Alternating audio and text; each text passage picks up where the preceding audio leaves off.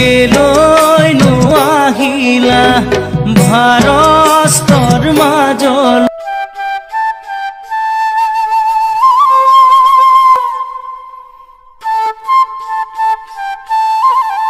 আজি আমি আগবঢ়াইছো জীৱনৰ ঠিকনা বিচাৰি। জীৱনৰ ঠিকনা ক'ত? নিজে গঢ়া আৱাসত নে প্ৰকৃতিয়ে দিয়া শ্মশানত? দেহটোৱে এযোৰ পোছাক, আত্মাৰ বসন। এদিন ফাটিব, উৱলি যাব আৰু পিন্ধাৰ অনুপযোগী হলেই এৰিব লাগিব। পিন্ধাৰ অনুপযোগী আৰু মালিকৰ দ্বাৰা পেলনীয়া পোছাকযোৰ ধনীৰ নে দুখীয়াৰ, শিক্ষিতৰ নে অশিক্ষিতৰ, বলিৰ নে দুৰ্বলীৰ, সেয়া বিচাৰ নকৰে আৱৰ্জনাৰ দমে। আদৰণিৰ কোবাল সোঁতত পূৰ্বৰ পৰিচয় হেৰুৱাই সুন্দৰ পোছাকযোৰেও এদিন ন পৰিচয় বহন কৰে আৰু নাম পায় আৱৰ্জনা। নিয়তিৰ কি পৰিহাস, নিৰপেক্ষ বিচাৰ, ভেদাভেদহীন সমাজ, শান্তিৰ উপত্যকা, নাম যাৰ শান্তিবন। অহংকাৰত মদমত্ত হস্তিৰ শক্তিৰে বলৱান হে ধনবলী আৰু বাহুবলীসকল। এবাৰ শ্মশানৰ জুইকুৰাত চকু থৈ নীৰৱে অন্তৰাত্মা সুধিবা। অহংকাৰৰ পৰিবেষ্টনীত অন্ধ দুচকুত দিব্য আলোকেৰে ভাহি উঠিব বাস্তৱৰ নিভাজ প্ৰতিচ্ছবি। হাঁহি হাঁহি হাত বাউলিয়াই আপোন কৰিব বিচৰা শ্মশানৰ ক্ষুধাটোৰ লেলিহান শিখাৰ উমাল পৰশত হেৰাই যাবৰ বাবে এই জীৱন যাত্ৰাপথ। আৱৰ্জনাৰ দমৰ বিপৰীতে পঞ্চভূতেই এই মৰমৰ দেহাটোৰ শেষ আশ্ৰয়স্থল। ধনীৰ ধনৰ অহংকাৰ, ক্ষমতাশালীৰ গৰ্ব কিমান দিনলৈ? পাহৰি যাওঁ আমি যে মৃত্যুৰ পথৰ সহজ যাত্ৰী। সাময়িক সন্তুষ্টিৰ পৰিবেষ্টনীত বান্ধ খাই আমি বুজিব নোৱাৰো প্ৰকৃত সুখৰ সংজ্ঞা, আত্মাৰ স্বৰূপ। উচ্চ শিক্ষা, সন্মান, পাহাৰ সম স্থাৱৰ অস্থাৱৰ সম্পত্তিৰ দূৰত যেতিয়া মানুহ অন্ধ হয়, বিস্মৃতিৰ অতল গহ্বৰত লীন যায় অমৃত বৃক্ষ স্বৰূপা, জ্ঞানশয্যা স্বৰূপা, সমুদ্ৰ সম মমতাৰে সদা বহনীমান জন্মদাত্ৰী মাতৃৰ মৌন মুখ আৰু নিৰাপত্তাৰ নিৰ্ভৰযোগ্য সুউচ্চ স্থান কোলা। কেলৈনো লাগিছে ঐশ্বৰ্য বিভূতি, কেলৈনো লাগিছে ধন, ধনো যাব থাকি দেহা যাব পৰি, হাড়তো গজিব বন। আপোনাতকৈ মোতকৈ কিমান শিক্ষিত, বলৱান, ধনশালী ব্যক্তি আপুনি? মই থিয় দি থকা এই মাটিত আজি নীৰৱে শুই আছো, তাৰ হিচাপ কোনোবাই ৰাখিছেনে? দুদিনীয়া জীৱনত দম্ভ অহংকাৰ মূল্যই বা কিমান? কাৰোবাৰ দুদিন আগ, কাৰোবাৰ দুদিন পিছ, লগত লৈ যাম কি? পাপ আৰু পুণ্যৰ পূজা।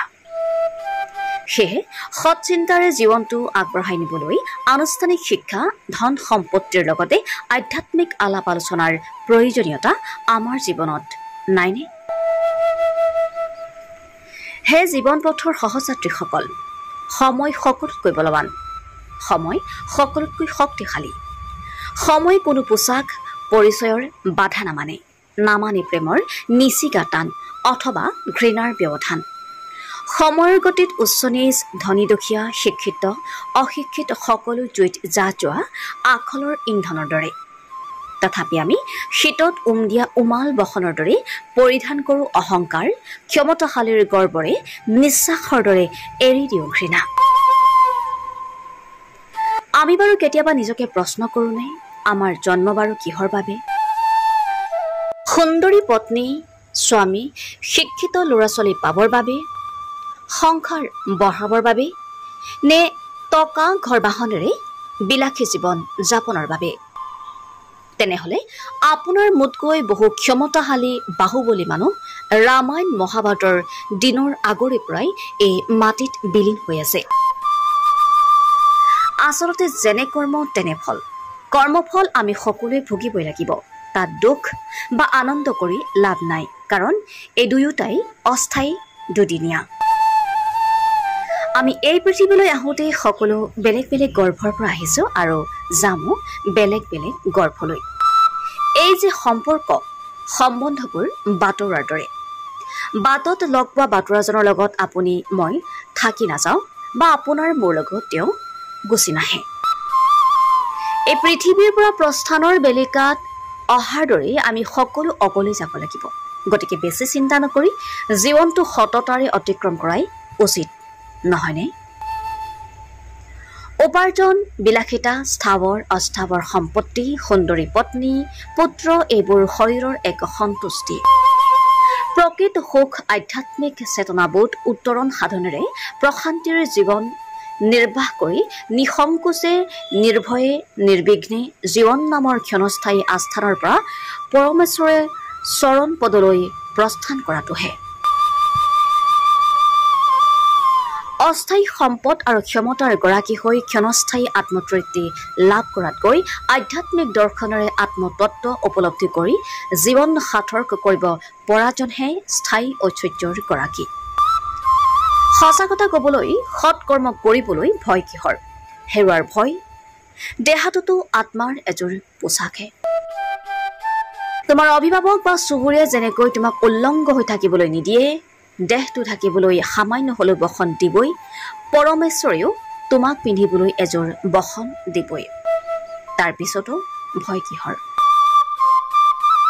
কৰ্ম যোগফল, কৰ্মফল। কৰ্ম আমি কৰিম, ফল দিব পৰমেশ্বৰে। ইয়াৰ ভাগিদাৰ স্বামী, পত্নী, পুত্ৰ যি কোনো নহয়। যেনে কৰ্ম তেনে ফল। সৎকৰ্মৰ সৎগতি, অসৎ কৰ্মৰ অধোগতি। মৃত্যু এক আক্ষৰিক শব্দহে।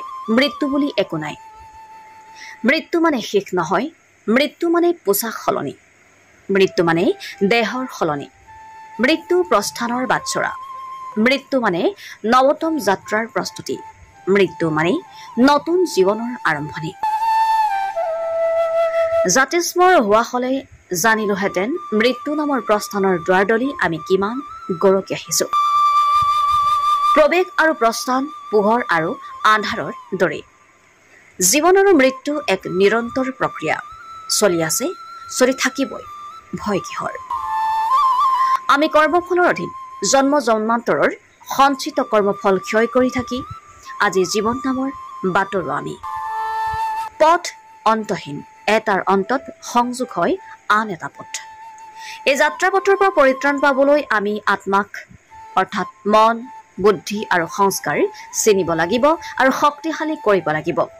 বুজিব লাগিব মই আত্মাহে, শৰীৰ নহয়। মোৰ আৰু বহু যাত্ৰা আছে এই শৰীৰটোৰ পিছতো।